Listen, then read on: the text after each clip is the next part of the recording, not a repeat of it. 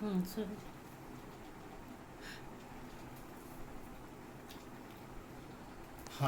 Student, now in this trigonometric function, in this topic trigonometric function, I have told you that there are three main parts. First was to solve trigonometric equation that we have seen. Second was triangle. In that part there were sine rule, cosine rule and projection rules. Now last part of this topic, but very important, that is the inverse trigonometric function. बघा आता inverse trigonometric function एक video मुद्दामून तुमच्या ह्याच्यासाठी extra करतो, फक्त fundamental नीट समजून घ्या. प्रॉब्लेम फार सोपे आहे, टॉपिक पण फार सोपा आहे, परंतु तुम्हाला फंडामेंटल कळलं तर तुम्ही कुठलेही मल्टिपल चॉईस कुठल्याही एक्झाममध्ये ह्याची नीट आन्सर देऊ शकता. ॲक्च्युली प्रॉब्लेम सोडवायला काय हे तुम्हाला मध्ये काही अडथळे येणार नाहीत, फार सिंपल सम आहेत. परंतु एक व्हिडिओ काळजीपूर्वक ऐका, कारण जोपर्यंत मॅथ्सचे फंडामेंटल कळत नाहीत तोपर्यंत तुम्ही कुठल्याही क्वेश्चनचा आन्सर देऊ शकत नाही. एक्झामच्या दृष्टीने बोर्डाच्या काय एवढे प्रॉब्लेम फार सोपे आहेत, परंतु फंडामेंटल कळणं फार आवश्यक आहे. थोडंसं काळजीपूर्वक लक्ष द्या त्यासाठी. कळलंय ना? Inverse trigonometric function. आता बघा मी काय बोलतोय.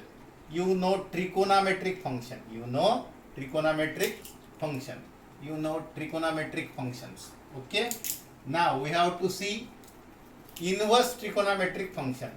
We have to see inverse trigonometric function. Okay, now trigonometric functions you know definitely. Which are these? Sine function, you know, these are sine, cosine, tangent means tan, cotangent means cot, secant means sec and cosec. These are 6 trigonometric function. Okay, now we are going to see inverse trigonometric function. त्यासाठी मी थोडा वेळ फंक्शनकडे येतो. बघा, if f is a function from A to B, revise करतोय, थोडं function revise करतोय, तो त्याच्याशिवाय तुम्हाला त्याचं फंडामेंटल कळणार नाही. ओके, मी काय बोलतोय कळलंय? मी फंक्शन बद्दल बोलतोय पहिल्यांदा. तुम्हाला माहिती आहे trigonometric function sine, cos, tan, cot, cosec, sec, these are the 6 trigonometric functions. Okay, now we are going to learn inverse trigonometric function. मग त्यासाठी तुम्हाला काही फंडामेंटल माहिती असणं आवश्यक आहे. मी जेव्हा म्हणतोय f is a function from a to b, f is a function from a to b, then definitely a is domain and b is codomain. Okay, आणि फंक्शनची डेफिनेशन परत रिपीट करतो. Every element of domain, every element of domain should be related one and only one element of codomain. One and means unique element of codomain means असं function होऊ शकत नाही, एकाला दोन इमेजेस असू शकत नाही. हा, दोघांना एक इमेज असू शकते, बट एकाला दोन इमेजेस असू शकत नाही. कारण काय? बघा, फंक्शनची डेफिनेशन काय? Every element of domain, every element of domain, domain मधला प्रत्येक एलिमेंट को डोमेन मधल्या युनिक एलिमेंट सोबत रिलेटेड असायला पाहिजे. हे फंक्शन होऊ शकते, कारण हा पण एक युनिक सोबत, हा पण युनिक सोबत, परंतु एक एलिमेंट हा डोमेन मधला अनेकासोबत असू शकत नाही, हे फंक्शनच होऊ शकत नाही. माझा पॉइंट कळला तुम्हाला? फंक्शन असण्यासाठी डोमेन मधला प्रत्येक एलिमेंट रिलेटेड असायला पाहिजे, आणि तो असा नको म्हणजे युनिक एलिमेंट सोबतच रिलेटेड असू शकतो. करेक्ट? हे फंक्शन असू शकते, कारण हा पण युनिक, हा पण युनिक, पण एकाला अनेक इमेजेस असू शकत नाही, अदरवाईज ते फंक्शन होणार नाही. सांगण्याचा उद्देश काय? आता बघा, it is a function. Now also you know what is the meaning of inverse function.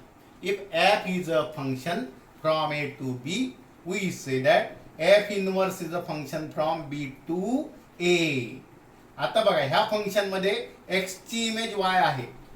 कसं लिहितोय? हा एक्स ए मधला, ह्याची इमेज वाय आहे. कुठल्या फंक्शन मध्ये? फंक्शनचं नाव आहे F. Image of x is why. लिहितोय कसं? F of x is why. F of x is why means what? X ची इमेज वाय आहे एफ मध्ये एक्स ची इमेज वाय आहे. मग आणि तुम्ही बोलता इनवर्स, मग असं जर असेल तर इनवर्स फंक्शन मध्ये inverse function is a function from B to A. म्हणजे फंक्शन, ह्या फंक्शनचा जो कोडोमेन आहे बी तो ह्या फंक्शनचा काय होतो डोमेन होतो आणि ह्या फंक्शनचा जो डोमेन आहे इनव्हर्स मध्ये तो ह्या फंक्शनचा काय होतो कोडोमेन म्हणजे हा ए टू बी फंक्शन असेल तर इनव्हर्स फंक्शन आहे बी टू ए असेल आणि मग इथे एक्स ची इमेज वाय असेल तर इनव्हर्स मध्ये वाय ची इमेज एक्स असेल काय डाऊट ओके बघा एक एक पॉइंट लक्षात घ्या फंक्शन ए टू बी आहे एक्स ची इमेज वाय आहे आपण असं लिहितो एक्स ची image Y F of x is why पण हे पण तुम्हाला माहिती आहे असं जर असेल तर इनव्हर्स फंक्शन आहे बी टू ए असेल म्हणजे कोडोमेन आणि डोमेन इंटरचेंज झालेले आहे ह्याचा कोडोमेन काय आहे बी ए आहे आणि डोमेन काय आहे बी आहे आणि आपण लिहितोय f inverse is a function from B to A आणि इथं एक्स ची इमेज वाय इथं काय होते वाय ची इमेज एक्स आणि लिहितोय कसं F inverse image of Y is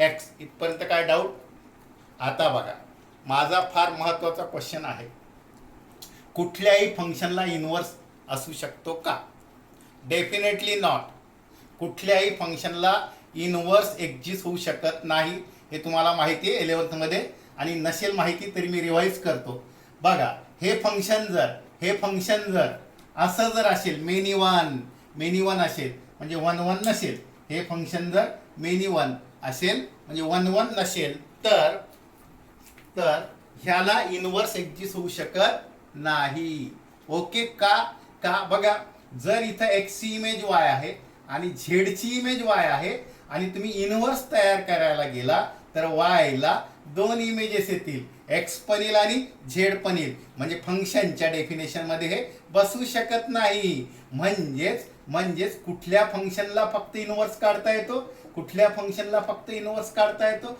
जे फंक्शन 1 1 आहे आणि ऑन टू सुद्धा आहे कारण बी ला प्रत्येकाला इमेज असायला पाहिजे म्हणजे इकडं सुद्धा प्रत्येक एलिमेंट हा रिलेटेड असणं आवश्यक आहे म्हणजेच महत्वाची कंडिशन इनव्हर्स काढण्यासाठी फंक्शन हे काय असायला पाहिजे 1 1 अँड ऑन टू किंवा त्याला म्हणतात बायजेक्टिव्ह फंक्शन असणं आवश्यक आहे काय डाऊट बघा मी काय सांगतोय फंक्शनला इनव्हर्स केव्हा असतो जर ते फंक्शन काय असेल 1 1 आणि ऑन टू असेल तर 1 1 नसेल म्हणजे एकाला अनेक इमेज असतील तर इकडून इकडे फंक्शन तयार होऊ शकत नाही मग एफ इनव्हर्स केव्हा एक्झिस्ट होतो जर हे फंक्शन 1 1 आणि ऑन टू असेल तरच इनव्हर्स एक्झिस्ट होतो हे कळलं आणि असं जर असेल तर मग मात्र आपण म्हणू शकतो की F inverse is a function from B to A and it's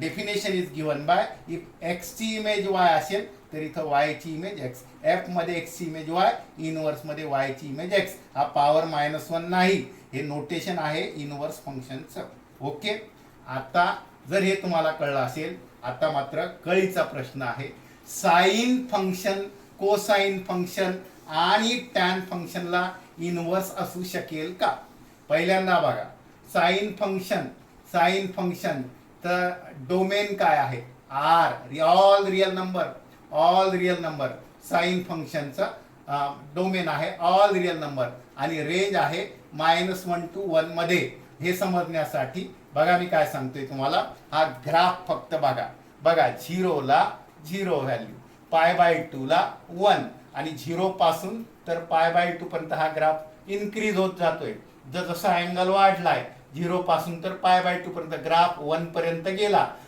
sign π/2 ची व्हॅल्यू 1 परंतु नंतर वाय π/2 च्या पुढे गेल्यानंतर व्हॅल्यू 1 करून परत कमी होत जाते सिमेट्री तुम्हाला कळते कमी होत जातो पायला परत 0 होतो परत पायच्या पुढे गेल्यानंतर परत कमी होतो -1 होतो परत जाऊन परत 0 होतो म्हणजे हा सायकल हे तुम्हाला साइनचं माहिती आहे ह्याचा अर्थ साइनचा रेंज जी आहे फक्त कुठं -1 कमीत कमी किती होऊ शकते -1 आणि जास्तीत जास्त त्याची व्हॅल्यू काय येऊ शकते +1 म्हणजे साऱ्या व्हॅल्यू फक्त बघा 1 पर्यंत 1 वरून परत कमी होतात -1 पर्यंत परत कमी होऊन परत 1 पर्यंत वाढत जाऊन 1 1 पर्यंत म्हणजे साइन फंक्शनची रेंज आहे -1 साइनचा ग्राफ तुम्हाला दाखवण्याचा उद्देश बघा आता काय आहे तर साइनचा ग्राफ हा असा आहे -1 to 1 याची रेंज आहे म्हणजे तुम्ही कसंही जा maximum value 1 minimum value -1 maximum value 1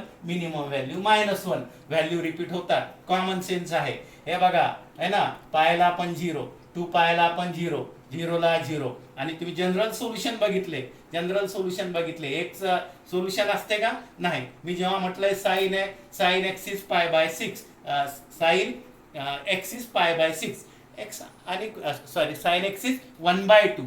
मी जर म्हटलं साइन एक्स इज 1/2 तर एक्सची व्हॅल्यू एकच अशी आहे का की ज्याची व्हॅल्यू हाफ? नाही. इथं पण येणार हाफ, बरोबर आहे, इथं पण येणार हाफ. करेक्ट? कळतंय? म्हणजे किंवा बघा नीट समजून घ्या.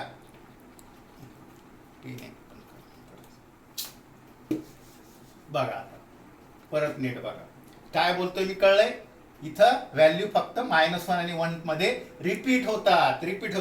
कुठल्या पिरियडनी? 2π नी. म्हणजे 2π नंतर परत रिपीट व्हायला आहे बघा. 0 to 2π परत सायकल रिपीट होणार. म्हणजे तुम्हाला पण माहिती आहे π/6 साइन मध्ये हे फंक्शन कसं आहे? π/6 ची व्हॅल्यू हाफ येणार. पण एकच π/6 असा नाही की ज्याची व्हॅल्यू 1/2 येणार. तुम्हाला माहिती आहे π - π/6 म्हणजे जशी साइन π/6 1/2 येणार, तशीच साइन π - π/6 π - म्हणजे 5π/6 पण हाफ येणार. म्हणजे π/6 ची पण व्हॅल्यू हाफ येणार, 5π/6 ची व्हॅल्यू पण काय येणार? हाफ येणार. मिनिंग कळतोय? साइन 5π/6 पण काय येणार? हाफ येणार.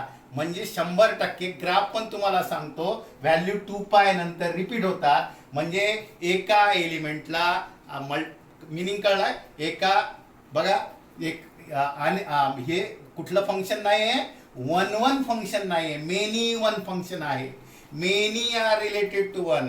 π/6 ला पण हाफ आणि 5π/6 ला पण हाफ. परत 2π नंतर परत रिपीट होतील. 2π प्लस π/6 ला पण हाफ, 4π प्लस π/6 ला पण हाफ. जनरल सोल्युशन बघितलं nπ प्लस, बरोबर ना?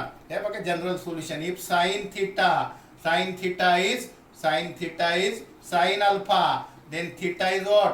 nπ plus -1/n alpha, where n belongs to z. ह्याचा अर्थ साइनला तुम्हाला माहिती आहे व्हॅल्यू रिपीट होतात. π/6 हाफ, 5π/6 हाफ, 2π प्लस π/6 हाफ. काय बोलतो कळतंय? ओके. म्हणजे हे फंक्शन काय नाहीये? 1 डेफिनेटली नाहीये आणि ऑन टू पण नाहीये. 1 पण नाही आणि ऑन टू पण नाही आहे. म्हणजे साइन फंक्शनला इनवर्स एक्झिस्ट होत नाही. फार महत्वाचं स्टेटमेंट बोलतोय मी.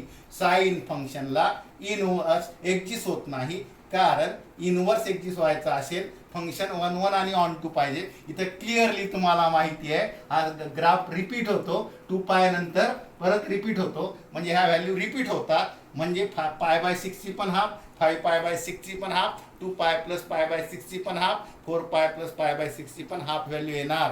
म्हणजे मेनी वन फंक्शन असल्यामुळं इनवर्स एक्झिस्ट होत नाही. म्हणजे साइनला इनवर्स एक्झिस्ट होत नाही. मग आता महत्वाचा प्रश्न आहे. आपल्याला इनवर्स डिफाइन करायचं आहे. तर हे फंक्शन साइन फंक्शन कसं असणं आवश्यक आहे? 1 आणि ऑन टू असणं आवश्यक आहे. आणि मग त्यासाठी तुम्ही लक्ष द्या. बघा जर मी साइन फंक्शन एवढंच घेतलंय, बघा कुठलं -π/2 टू π/2 ह्या नाही का डोमेन आणि रेंज अर्थात कुठली माहिती आहे तुम्हाला? -1 to 1. बघा इथपासून तर इथपर्यंत व्हॅल्यू काय होत नाहीत? रिपीट होत नाहीत. बघा -1 पासून तर कुठपर्यंत?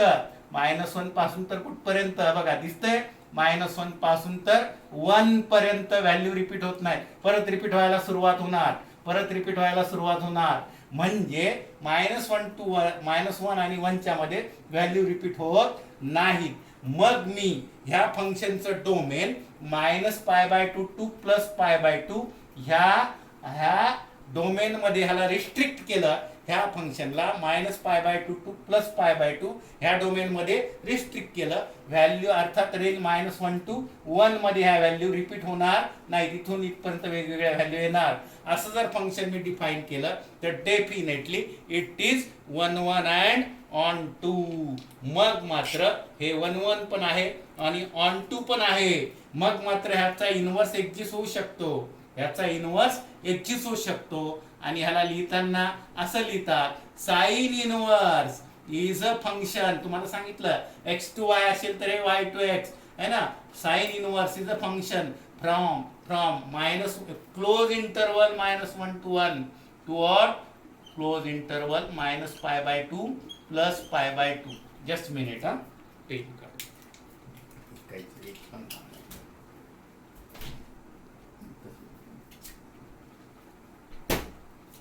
ओके.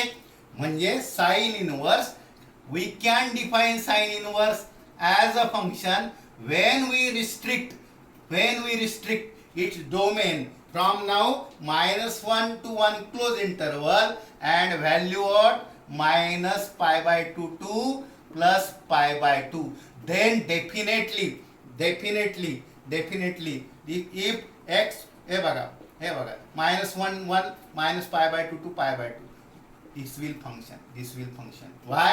Because every element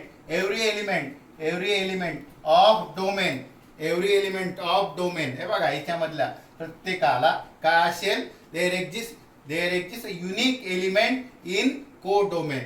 म्हणजे साइन फंक्शनचा डोमेन आपण जर रिस्ट्रिक्ट केला, हा -π/2 to π/2 टू -1 to 1 असा केला तर इनवर्स फंक्शन त्याचं एक्झिस्ट होणार आणि मग त्याचा डोमेन येणार -1 1 क्लोज इंटरवल टू रेंज येणार -π/2 to π/2. म्हणजेच ह्या डोमेन आणि रेंज मध्ये जर मी म्हटलं sin π/6 1/2 तर मात्र डेफिनेटली मी काय म्हणू शकेल, sine inverse π/6 sine inverse 1/2 is π/6.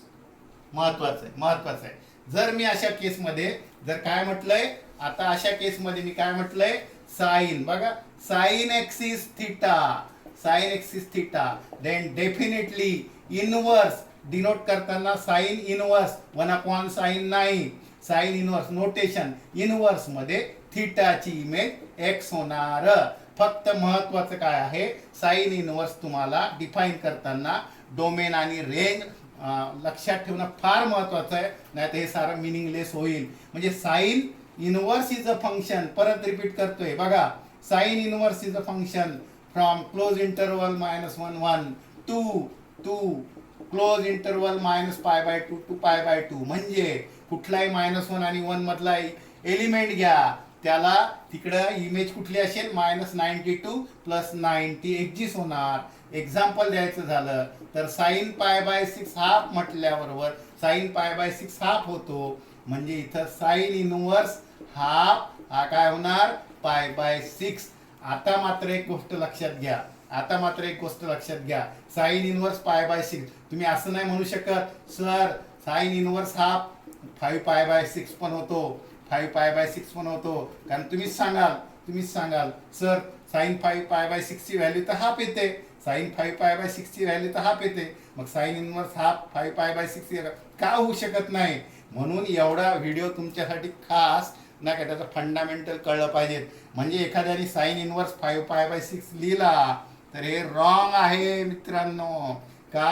कारण आपण इनवर्स एक्झिस्ट होण्यासाठी 1 1 फंक्शन आणि ऑन टू फंक्शन हे तयार केलेलं आहे. त्यासाठी याचा डोमेन -1 to 1 आणि रेंज -π/2 to π/2. म्हणजे इनवर्स काढताना आपण कुठल्या एलिमेंटचा काढू शकतो, -1 आणि 1 ह्यांना नाही, ह्या क्लोज इंटरवल मधला म्हणजे -1 greater than or equal to -1 less than or equal to 1 ह्याच्यामधला कुठल्या एलिमेंटला इनवर्स काढू शकतो. येणारी व्हॅल्यू -92 + 90 म्हणजे -π/2 to plus π/2 एवढीच असू शकेल. जर उद्या तुम्ही साइन इनवर्स हा 90 पेक्षा वर सांगितला 100% रॉंग. कारण साइन इनवर्स तुम्ही म्हणाल सर जसा साइन π/6 हाफ होतो, साइन 5π/6 हाफ होईल, साइन 2π + π/6 पण हाफ होईल. मग त्याचा इनवर्स आम्ही काय 2π + π/6 सांगू का 5π/6 सांगू? अजिबात नाही. म्हणून फार महत्वाचं तुम्हाला सांगतोय मी की साइन इनवर्स बघा, if sine is a function from -π/2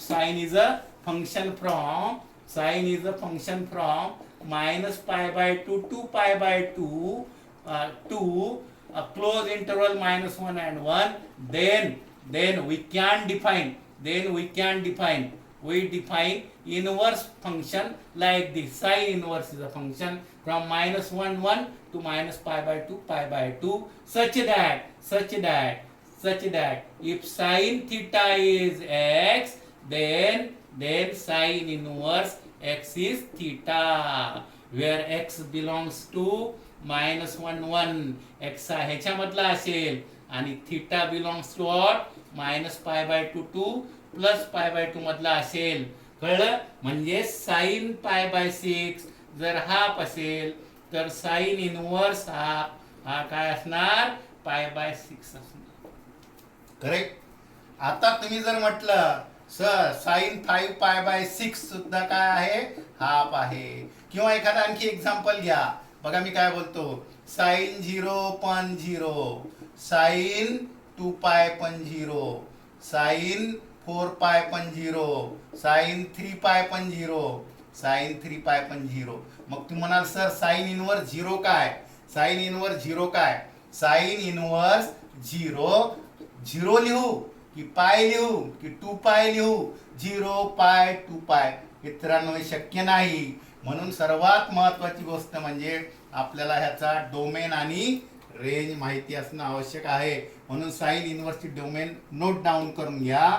sign इनवर्सची domain आहे -1 1 आणि येणारी व्हॅल्यू मात्र -92 प्लस 90च्या मध्येच यायला पाहिजे. 90च्या पेक्षा जास्त येत असेल 100% रॉंग, -90 पेक्षा कमी येत असेल 100% रॉंग. आणि म्हणून एक्सप्लेन करण्याचा उद्देश हाच आहे. याची फक्त साइन इनवर्सची तुम्हाला काय माहिती पाहिजे, रेंज आणि डोमेन. बाकी लिहायला अगदी सिंपल आहे, अगदी सिंपल आहे. साइन बघा, साइन पाय बाय 3 √3/2 आहे, तर तुम्ही असं लिहू शकता साइन इनवर्स √3/2 पाय बाय 3 होईल का, होईल. फक्त हे बघताना काय पाहिजे, हा येणारा पाय बाय 3 -92 प्लस 90च्या मध्ये पाहिजे. मायनस बघा आहे ना पाय बाय, हा 60 डिग्री आहे आणि ही व्हॅल्यू -1 आणि 1च्या मध्ये. म्हणजे इनवर्स कोणाचा निघेल, साइन इनवर्स -1 आणि 1 इन्क्लुडिंग आणि त्याच्यामधल्या व्हॅल्यूचा साइन इनवर्स निघेल आणि येणारी व्हॅल्यू फक्त आणि फक्त -90 to 90च्या मध्ये असेल. डेफिनेशन सिंपल आहे. Sign inverse is a function from close interval -1 1 to close interval -π/2 to π/2, and if sin theta is x, then we say that sin inverse x is theta. That means if sin π/6 is half, we say that म्हणजे π/6 ची image half असेल तर inverse मध्ये half ची image काय लिहिणार आपण π/6. जसं फंक्शन मध्ये x ची इमेज y असेल तर इनवर्स मध्ये काय लिहितोय y ची इमेज x. इथं आता सेम तसं काय करणार आपण, इनवर्स मध्ये हे बघा साइन मध्ये π/6 हाफ आहे म्हणून इनवर्स मध्ये हाफ ची इमेज किती π/6, वेगळं काही नाही. आणि म्हणून डोमेन आणि रेंज जोपर्यंत तुम्हाला माहिती नाही, डोमेन आणि रेंज जोपर्यंत माहित नाही इनवर्सच्या, तोपर्यंत मित्रांनो त्याचा काही उपयोग नाही.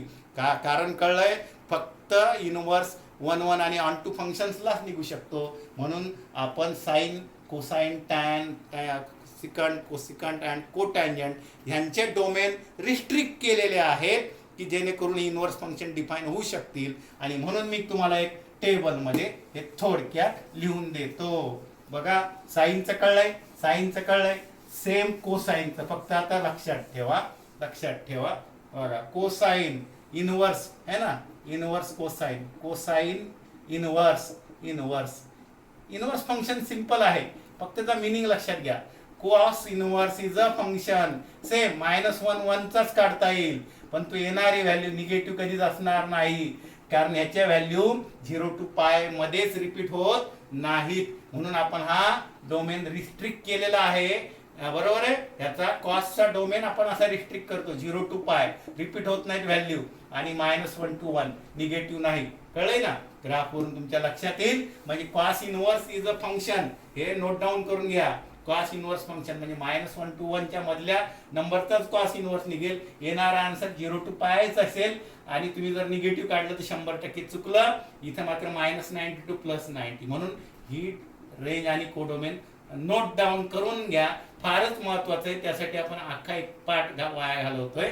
आणि when given if cos theta is x, then cos inverse x is theta. Example, cos कुठला आपण घ्या, cos 0 is 1 means what? cos inverse is 0. बघा बघा cos 0 1 आहे म्हणजे cos इनवर्स कळलंय? cos इनवर्स 1 is 0 किंवा cos बघा cos किती पाय बाय 3 हाफ आहे. cos पाय बाय 3 हाफ आहे म्हणजे इनवर्स मध्ये cos inverse half is pi by 3. cos मध्ये पाय बाय 3 ची इमेज हाफ आहे. इनवर्स मध्ये हाफ ची इमेज किती आहे? Pi by 3. डेफिनेशन कळली. cos थिटा x असेल जसं आपण x मध्ये इमेज y असेल, x ची इमेज y असेल, इनवर्स मध्ये y ची इमेज x, तसं cos पाय बाय 3 फंक्शन आहे ट्रिगोनॉमेट्रिक. पाय बाय 3 हा इनवर्स मध्ये हाफ ची इमेज काय? पाय बाय 3. परंतु त्यासाठी आवश्यकता काय आहे? cos इनवर्स हा बघा x कशामध्ये असायला पाहिजे? x कशामध्ये असायला पाहिजे? डोमेन मधला -1 1 मधलाच असायला पाहिजे. आणि थिटा जो आहे तो कशामध्ये पाहिजे? थिटा बिलॉंग्स टू 0 to पाय. म्हणजे उद्या cos इनवर्स तुमचा 0 आणि 180 च्या पेक्षा बाहेर गेला तर 100% तुमचा आन्सर चुकलं. 180 च्या जास्त नको आणि 0 च्या कमी नको. ओके झालंय. साइन इनवर्स लक्षात आला, cos इनवर्स लक्षात आला.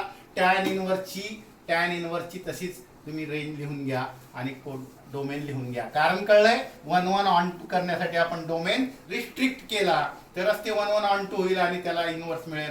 अदरवाईज इनवर्स डिफाईनच होऊ शकणार नाही. म्हणून इनवर्स फंक्शनच्या डोमेन आणि तुम्हाला रेंज माहिती असणं आवश्यक आहे. थोडक्यात मी लिहितो इथं मग साइन इनवर्स बघा -1 1 येणारी value -π/2 okay. Number 2 tan inverse cos inverse लिहा पहिल्यांदा. cos इनवर्स काय डोमेन -1 1 क्लोज इंटरवलचा अर्थ कळतो. -1 आणि त्यापेक्षा मोठे आणि 1 आणि त्यापेक्षा लहान असे सर्व रिअल नंबर आणि येणारी मात्र रेंज काय असेल? 0 to पाय. निगेटिव्ह नाही. cos इनवर्स निगेटिव्ह आला तर 100% तुम्ही चुकला. 0 to 180 मध्येच cos इनवर्सची व्हॅल्यू यायला पाहिजे. त्यासाठी रेंज आणि डोमेन फार महत्वाचे आहे. टॅन इनवर्स हा बघा कुठल्याही रिअल नंबरचा काढता येईल. येणारी व्हॅल्यू मात्र -π/2 to π/2 असेल. येणारी व्हॅल्यू काय असेल? -π/2. आणि सर्वांसाठी definition if sine theta is x implies that sine inverse x is theta. Okay. cos theta is x implies that cos inverse x is theta. Tan theta is x, then definitely tan inverse x is theta. कळलंय? Example द्यायचं झालं तर tan π/4 1 आहे.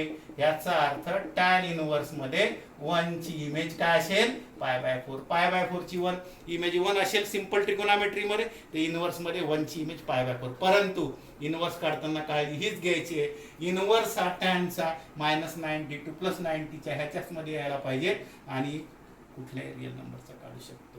कळलंय? तशीच range कशाची? सेक cosec इनवर्सची माहिती असायला पाहिजे.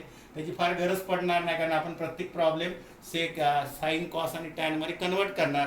तरी तुम्हाला माहिती पाहिजे असेल तर तुम्ही लिहू शकता कॉट इनवर्स हा रिअल नंबर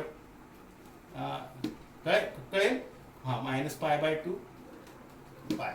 ठीक आहे. बाकी काय आपण सध्या लिहिण्याची काय आवश्यकता आपल्याला नाही आहे. असा आपण रिस्ट्रिक्ट केलेला आहे. Sec inverse cosec inverse cot inverse गरज पडल्यास सांगेल, अदरवाईज फार त्याची काही गरज पडणार नाही. पाहिजे असेल तर लिहून देऊ शकतोय. ओके. काय डाऊट?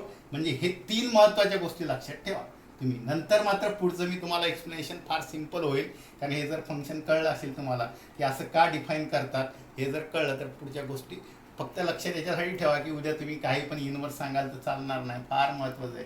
साइन इनवर्स -90 to 90 च्या मध्ये यायला पाहिजे. कॉस इनवर्स 0 to 180 च्या मध्ये यायला पाहिजे. टॅन इनवर्स काढल्यावर तो -90 to 90 च्या मध्ये यायला पाहिजे, तरच तो इनवर्स तुमचा करेक्ट आहे. ओके. ठीक आहे. पुढच्या पार्टमध्ये आपण प्रॉब्लेम आणि पुढचं काम फार सोपं आहे. फक्त हे एक्सप्लेनेशन फार महत्त्वाचं आहे, नाहीतर मग लर्न करून उपयोग नाही. आपल्याला कळलं पाहिजे की आपण असं का करतोय. इनवर्स फाइंड करताना आपल्याला अशा काही गोष्टीच्या काळजी का घ्यावी लागते. ओके. बाय. सबस्क्राईब आणि शेअर करायला विसरू नका. ओके. बाय.